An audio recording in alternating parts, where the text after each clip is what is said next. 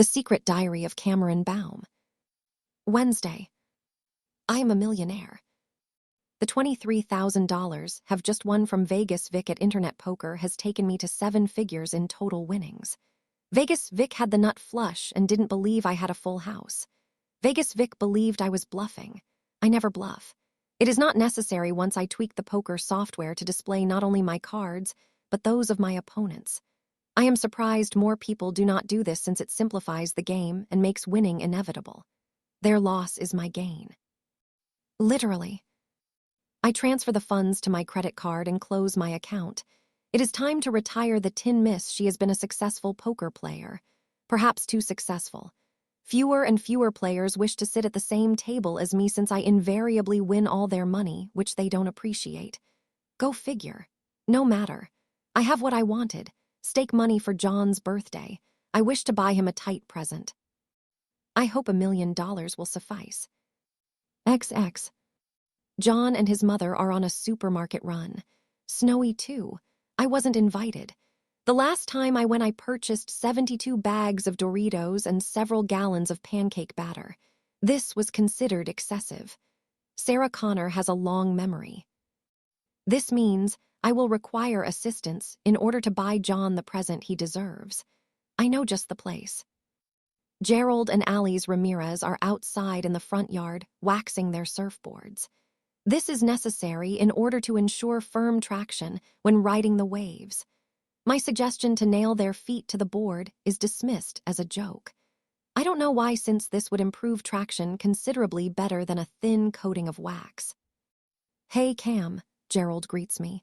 You're looking smockin' hot today. Alice rolls her eyes and says, Oh boy, you're a glutton for punishment. What? Can I pay a pretty girl a compliment? I'm saying nothing. I'm just gonna stand here and watch you crash and burn. Maybe it'll be different this time. Ride GHT, and I'll sprout wings and fly to the moon. What can we do for you, Cam? If you're looking for John or Snowy, I saw them leave with your mom about 20 minutes ago. It's John's birthday tomorrow, I explain. I wish to buy him a tight present. Cool, what do you have in mind? An automobile. Yeah, that'd work. Mom bought us the Bug for our 16th. What's your budget? $1 million. Seriously? Wow, someone's been saving their allowance. With that kind of bankroll, you could buy him a different car for every day of the year. I ponder this. A different car for every day of the year adds up to 365 vehicles. This might be extravagant, and there may well be problems getting them all to fit in the driveway. Just one will be fine, I decide. Wise choice, Alice laughs. Do you think John would like me to give him a Hummer? Gerald's face turns bright red for some reason. Isn't he your brother? She means the car, perv, Alice snaps. And definitely not. Those things are for Chuck Norris wannabes with bad hair weaves and more money than taste. Buy him something classic and understated. A vintage Porsche would be my pick. Is that a tight present? Sure is. Let me change my clothes and I'll come with. I know a place and I'll get your brother a great deal. Hey, can I come? Gerald asks hopefully. Nope. You stay here and play with your Star Wars doll collection. Figurines. How many more times, Alice? They're not dolls, they're limited edition action figurines. Methinks the lady doth protest too much. Yeah, well, this time the lady's right. Wait, run that by me again. TSCC. Alice and I are at a vehicle dealership in Laguna Beach. She is now wearing a short skirt, high heels, and a very low-cut sweater. She explains this is necessary in order to get a good deal. Trust me, this outfit is like catnip for straight guys. I guarantee it'll knock at least 10 thou off list, maybe more. Dress like this, I can make guys melt. Melt? Interesting. Only advanced Terminators with flamethrower attachments can do that. We peruse the Porsches for sale.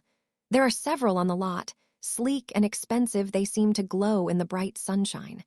I am sure John would like to own one. Okay, Cam, here comes the salesman. Remember, let me do all the talking. How do my legs look? Long and tan. Showtime.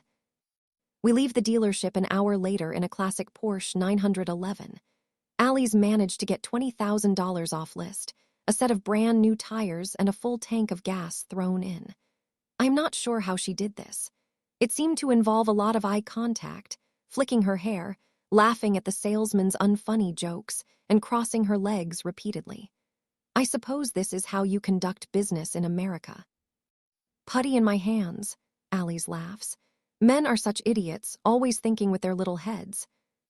His head seemed normal size to me. All men have two heads, babe, and where women are concerned, it's the little head calling the shots. Two heads? I did not know this. Perhaps John has a little head. If so, why have I not seen it, and does it like me? I will insist he shows me when I get home. Come on, let's take this baby on the interstate and see what she can do.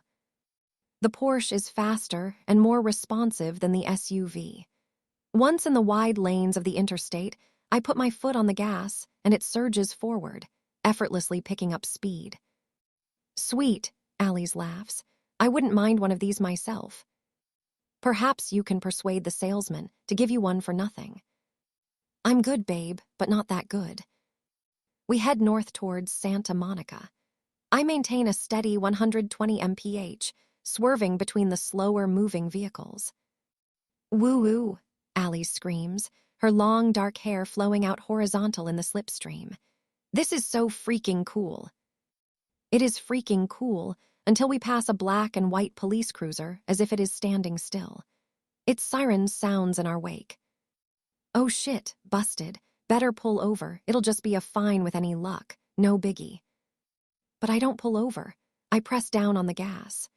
Speed climbs steadily until the needle sticks at 185 mph, evidently the vehicle's top speed. At this velocity, the other cars are mere blurs. Only my advanced spatial awareness software prevents an accident as we slalom in and out of traffic. Cam, no. Cam, yes. We leave the patrol car far behind. The danger is not over. It will have radioed ahead so a roadblock can be positioned to detain us. There may even be a helicopter to provide the police with eyes in the sky. It is time to leave the interstate. I take the curving off-ramp in a controlled power slide at 120 mph, tires screeching and smoking as they struggle at the edge of traction. Holy crap, holy crap, holy crap. Allie's prays to her God for salvation. Is crap holy? Apparently so. It is strange what humans choose to worship. Once in the city proper, I reduce speed, becoming just another automobile in a city of automobiles, slow and anonymous. That was freaking terrifying, Allie's declares, her normally tan face pale and pinched with stress. I've never been so scared my whole life. I'm sorry for scaring you. Oh, don't be sorry. It was exhilarating. Like being in the ocean poised at the top of a huge breaker and knowing if you wipe out it could be the end. Here, feel my heart beating. She takes my hand and presses it between her breasts. I can feel her heart beating like a wild animal, frantically trying to escape her ribcage. How did you manage it? You never learned that at driver's ed. It's a knack. Yeah. Hey, maybe your real father was a racing driver and you inherited his genes. That'd be way cool. Allie's looks around at our surroundings. I know where we are, take a left. There's a bar nearby, and I need a drink. The Pink Clam. The bar is called the Pink Clam, single-story building with chrome and glass interior decor. The customers are all women. There is not a man in sight. The barmaid seems to know Allie's. She is short and slim with curly blonde hair and a metal stud in her left nose dimple. Hey, Al, looking good. Hey, Kendra. Usual. Please. Who's your cute friend? Her name's Cameron. Cherry vanilla. Yeah, but I'm working on it. That her Porsche outside. We just bought it. It's a present for her brother. Rich cherry vanilla, huh? The best kind. What you having, babe? Soda, I reply. Sure, we're not strict about IDs at the Clam. Soda. Suit yourself. Music starts. the bass heavy and monotonous. Several women leave their seats and begin dancing. "Wanna dance?" Alice asks me. "No." "Mind if I do?" "Why would I mind?" She swallows her drink and strides out onto the dance-floor. Eyes closed, she sways to the beat. 3 girls immediately surround her, but Alice doesn't notice them. She is lost in the music. "Sure you don't want something stronger?" Kendra asks me. "I meant it about IDs. The cops get their cut if you know what I mean."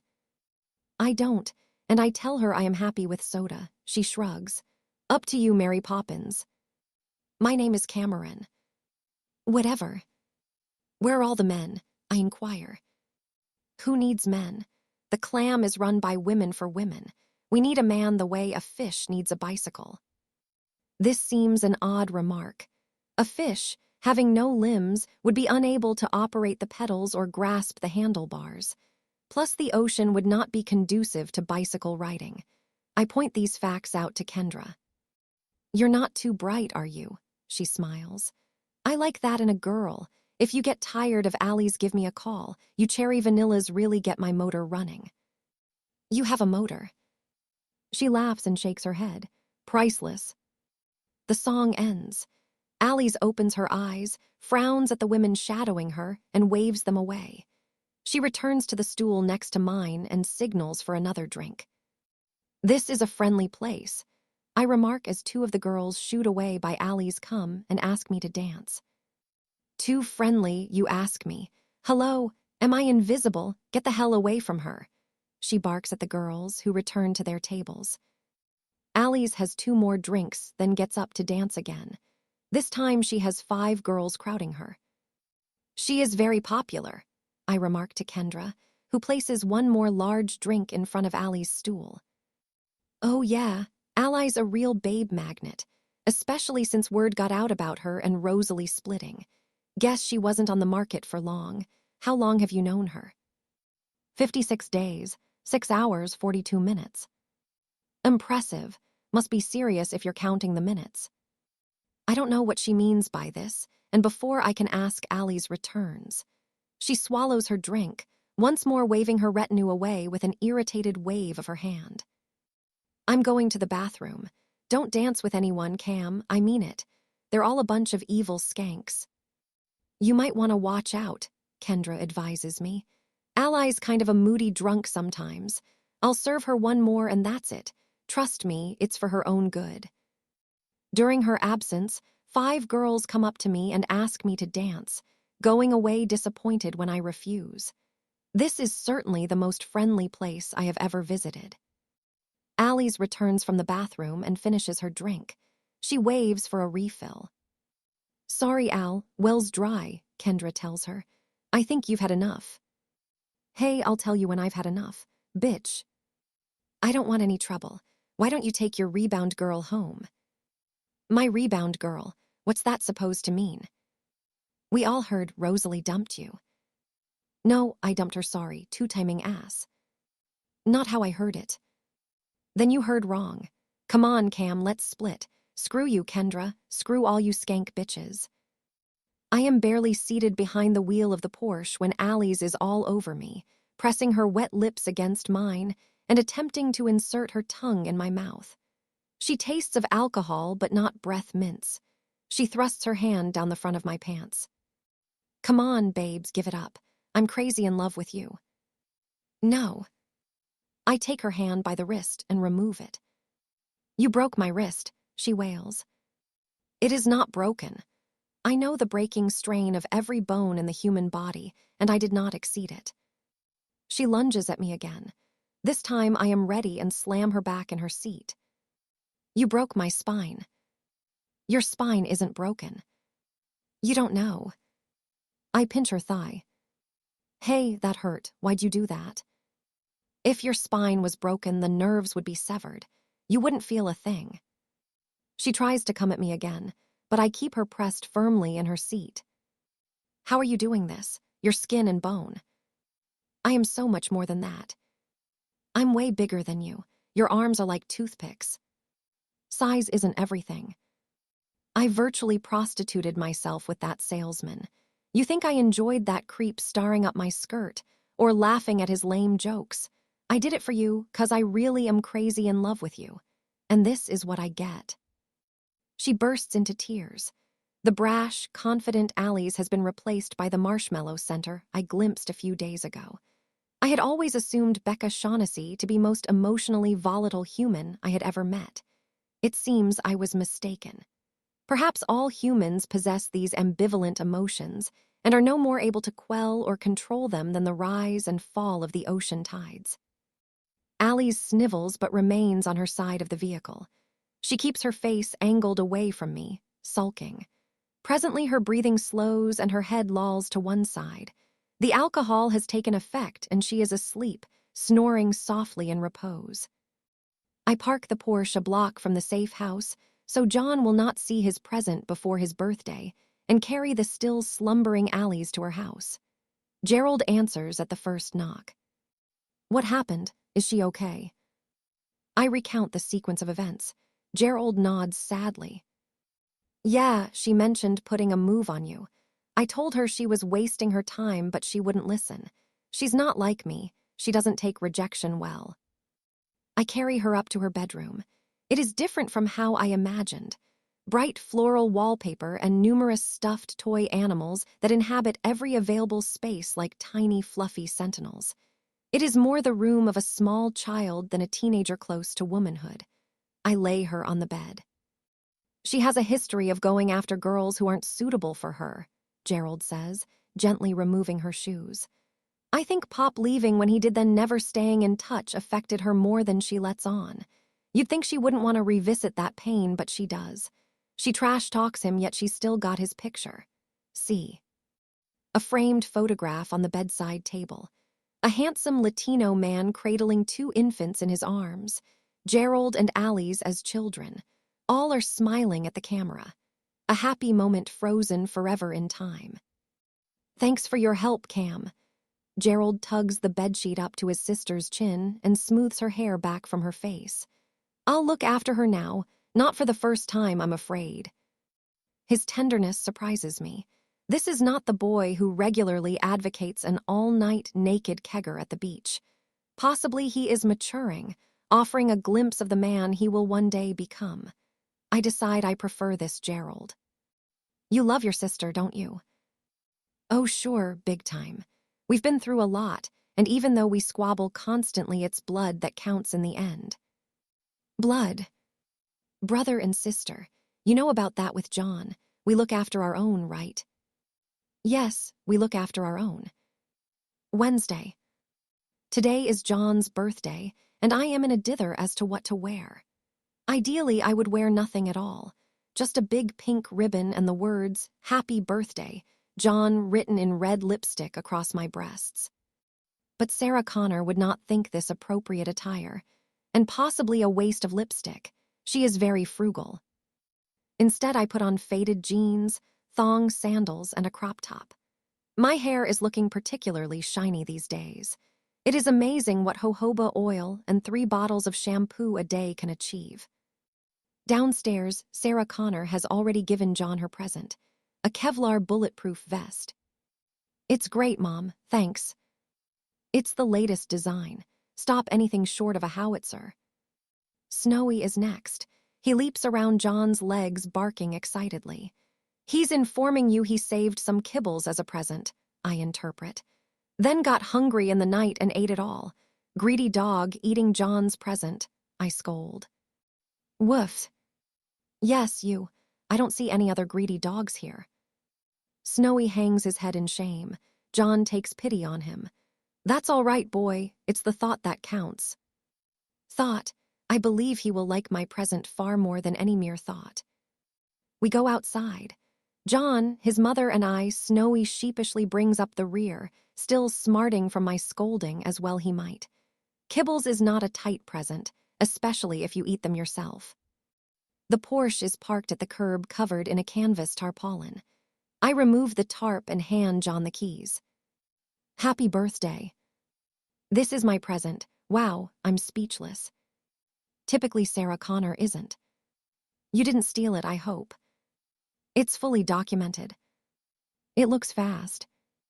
Top speed 185 mph. And dangerous.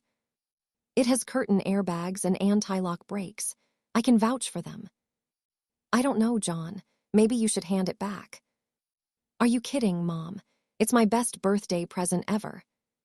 I see Sarah Connor wince at this remark. She points at the house.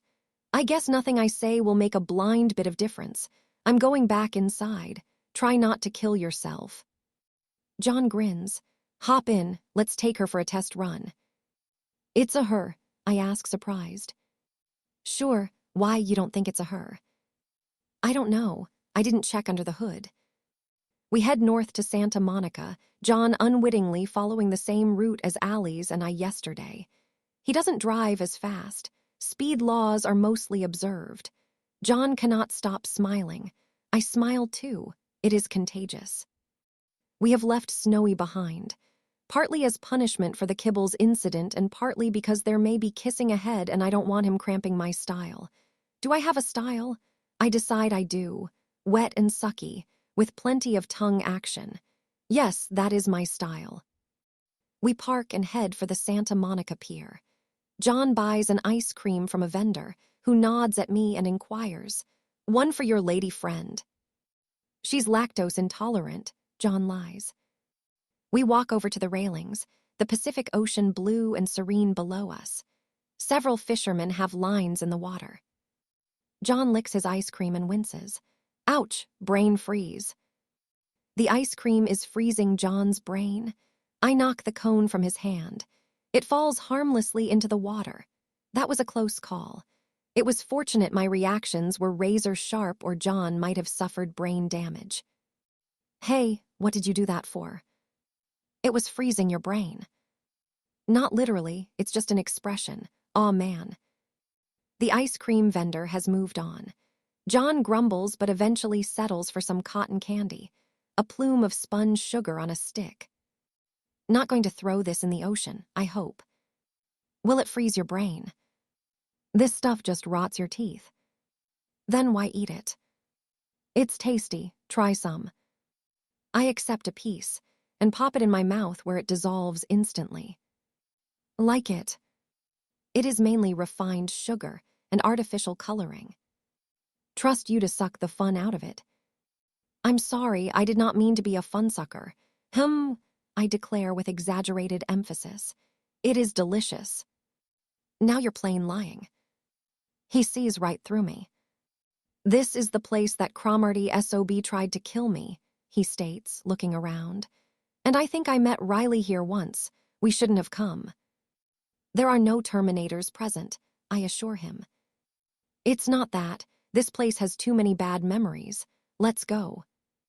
The journey home takes us past the Pink Clam. I point it out and mention how friendly the clientele are. Cam, it's a gay bar. The girls who wanted to dance were hitting on you. Oh. Didn't the name give you a clue? I thought it was because they served shellfish. John laughs for several minutes. Is he laughing with me or at me? I decide I don't care. I'm just happy he is happy. Evening. Sarah Connor has baked a birthday cake. It is a qualified success insofar as it not charcoal. Not quite. Is it meant to be that color? John asks, eyeing it dubiously. It got a little burnt. It's no big deal. She cuts a slice. The muscles in her arms stand out as she forces the knife through the blackened crust. John takes a bite. He spits it out at once. Snowy takes a sniff and runs yelping from the room. It is consigned to the bin. Party. In the evening, Gerald and Allie's come over carrying a present for John, a magnum of champagne. This is also a tight present. Allie's has brought a boombox and some CDs. All right, let's get this party started, she yells. Open the champagne. You do realize I'm not 21. Who's counting? Let's pop this sucker. I'll leave you kids to it, Sarah Connor announces. No, don't go, Sarah, Gerald pleads. At least wait until we've opened the champagne. Yeah, Mom, have a glass to celebrate, John agrees. Just the one. And one dance, Gerald adds. One dance, and no puke attack. Promise, Gerald winks. Puke attack are over. They sold out, went corporate. They actually learned to play their instruments. Can't get more corporate than that. Allie seeks me out and smiles nervously. Hey. About yesterday, I was way out of line. It was the booze, and maybe a small part of me missed Rosalie more than I realized. No excuses, I shouldn't have done what I did. I was a freaking idiot. Can you forgive me? Yes. And we'll still be friends. Just friends. I'm totally cool with that. Friends, cool with that. We hug. She doesn't try to feel me up. Progress. Song follows song. The champagne is consumed and toasts drunk to John's health. Allie's falls asleep on the sofa at midnight, while Gerald attempts to demonstrate his breakdancing skills to Sarah Connor, a process that involves him spinning on his back like an upturned turtle. I find John in the kitchen. The alcohol has made him merry and talkative. Best birthday ever, he repeats several times in a slurring voice. We should do it all over again. Yes, in a year's time. No, we should celebrate your birthday next. My built day, I correct. No, you should have a proper birthday. The Queen of England has 2 birthdays, her actual one and an official one for ceremonies and shit. You can have an official birthday, too. Pick a date. Today. No, today's my birthday. Gerald and Allie's share a birthday. Because they're twins, pick again. Tomorrow. No, too soon. I want to buy you a present as great as the one you got me. I want to buy you the world. That will be expensive, unless you have a coupon. November 9, that's your birthday, we'll party and dough. What? The room's spinning. I consult my sensors. They register no gravitational anomaly. John is insistent. It's spinning. His eyes roll back in his head and he collapses. I catch him before he hits the floor. I check his vitals. Normal. Evidently the alcohol is to blame. I carry him up to his room and lay him on the bed, kissing him gently on the lips. Happy birthday, John. Bed partners. When I return from night patrol at 8 a.m. Allie's is no longer on the sofa, while John is still sleeping in his room. Snowy is asleep on the bed in my room. He is lying on his back with all 4 paws in the air, tongue lolling from his mouth. This unusual posture is explained by the alcohol he drank earlier in the evening when Allie's filled his water bowl with champagne. He enjoyed the champagne very much, an opinion he may revise when he wakes up with a sore head. Sarah Connor's bedroom door is ajar. Odd. She normally keeps it firmly shut so that Snowy can't sleep on her clothes and cover them with dog hair. I decide to snoop. 2 figures are side by side in bed, asleep. The figure on the left of the bed stirs, the sheet falling away to reveal the familiar tousled black hair of Gerald Ramirez.